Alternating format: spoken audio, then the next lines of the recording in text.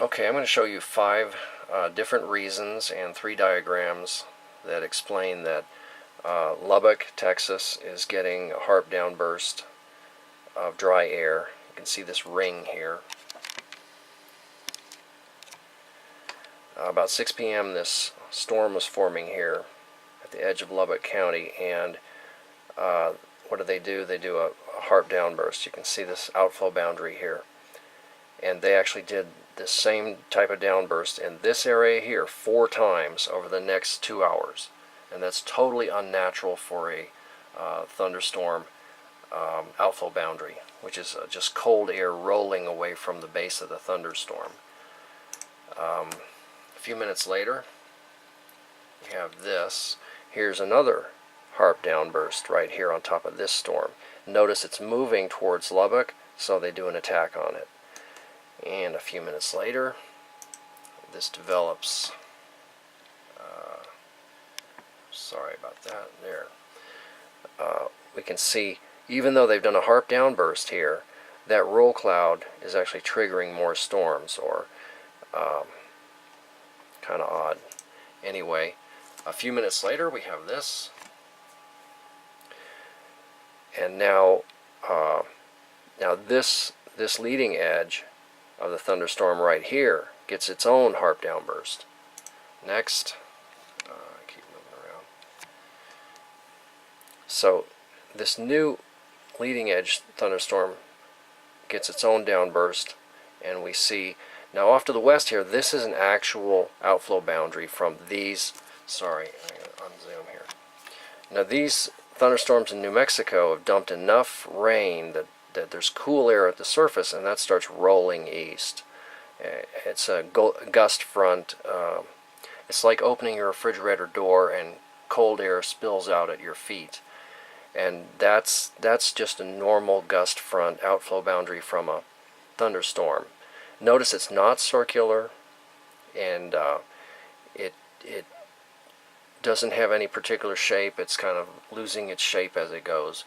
But the HAARP downburst stays circular. Let's watch next. Okay, now they're HAARPing this newer storm, and we notice an interesting thing here. The thunderstorm outflow boundary is going to collide with this HAARP downburst roll cloud. And in this video, this section here, whoops, we can see them getting closer and closer. And next few more minutes, they're about to touch. Now that's kind of interesting, and look how round it is. So there's another HAARP downburst on this guy, making this outflow boundary, the HAARP roll cloud, round again. It's filled it out, I suppose you could say. Okay, now here is the 2 outflow boundaries hitting each other, and what do? They combine to make instantly pop up a bunch of thunderstorms, a line of thunderstorms, in fact. That's really interesting, and I want to show you a diagram of what I think is happening, because this is the HAARP roll cloud, and this going east is the thunderstorm cool air gust front. Okay, so first let's look at what happens with the HAARP downburst of dry air. Okay, they heat a spot up in the ionosphere 90 miles up, and it's 12 miles long, 2.5 miles wide, and it goes from being, minus 50 degrees to like 3,000 degrees, and it's in just a second or so. And that's like a balloon popping. What it does is it presses dry air down, and once it hits a layer of dense air in the atmosphere, it starts to spread out, and it gets squished out at the edge and starts to curl. And it's that curl of dry air that you can see, or used to be able to see, on the satellite shortwave infrared image. Okay, so here's the ground level. This HAARP roll cloud exists far up in the atmosphere, probably several thousand feet, maybe only 1,000 foot or so. We don't know. The roll cloud propagates outward from the center of the HAARP downburst. Next picture. This is just a thunderstorm outflow boundary. Okay, the storm is over here, and it has rained enough, or the top is collapsing, that you have cool air being pressed down to the surface. And it hits the ground layer, and it actually spreads out, and then it forms a curl here because it's trying to sneak under, but it generally rolls at the edge there. So if we combine the two, here's the combined influence of the HAARP downburst and the thunderstorm outflow produce new thunderstorms. So here's the HAARP downburst edge, the roll cloud. This is the roll cloud of the HAARP downburst, and notice it's well above the ground, 1,000 feet, few thousand feet up. Here's the thunderstorm cold air downburst, and right at this point, when they coincide, we have an area of lift.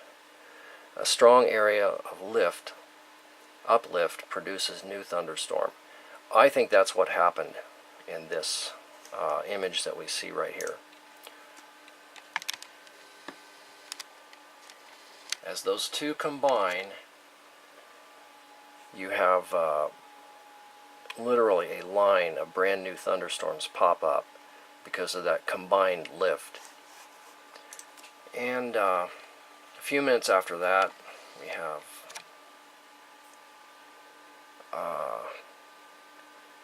not a lot on that one. Okay, now here is another view from the Mosaic NexRad, and sure enough it shows the same thing. You have those two outflow boundaries combining and creating a new line of thunderstorms, which I'm sure the HAARP operators did not want to happen, because that actually brought some rain to the area where they were trying to keep dry as a bone. Here is a sonic detection and ranging map for Lubbock, and it just shows that right at that time period there was a big shift in direction of the upper wind, about 1,000 feet up. Particularly if you look at this column here. Anyway, something strange happened, and what we really need is a vertical profile, and this is an azimuth, north, south, east, west type of a wind shift diagram, so it doesn't prove anything. And then this is later. Okay, so let me, this is another thing that proves it was a HAARP downburst, because we see concentric rings here. 1, 2. 2 concentric rings. And that thunderstorm cold outflow does not have, it doesn't pop up and then drop down and pop up and drop down to produce an extra wave of cold air. So that would be very curious. And this shows the concentric rings a little bit better. Not only that, but they've got the nerve to do another HAARP downburst here. See, now this proves it's not a thunderstorm outflow boundary or a gust front, because if this was a gust front, then this area has been cooled. You always feel that it's 90 degrees 1 minute, then there's a bunch of wind, then it's 70 degrees. So if this was a gust front of cold air from a thunderstorm, you wouldn't have another one built inside of it, because each time that happens, the temperature's going to drop a bunch to provide the energy for that cold air to spill out. So that's actually proof right there that this is HAARP downburst. Repeated HAARP downburst. 4 of them in the same spot within within 3 hours of each other. And here it shows again the concentric rings on the Mosaic radar. Yeah, you can see right here. Number one, it's round, which points to a HAARP pinpoint downburst. And number 2, you've got concentric rings. And it's moving out steadily. Okay, so and then this is the last image. After everything had calmed down, we still see this circular region propagating outward.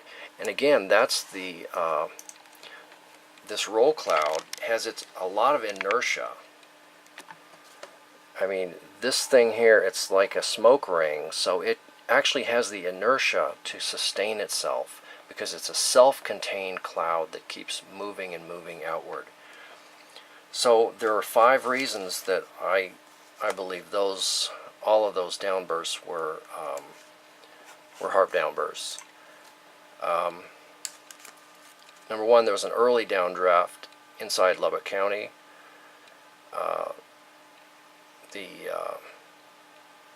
And they kept doing the same type of downburst at the same location, which is impossible if it's a cold air downburst from a thunderstorm. The rings are concentric and they're circular, and they proceed outward at a certain rate.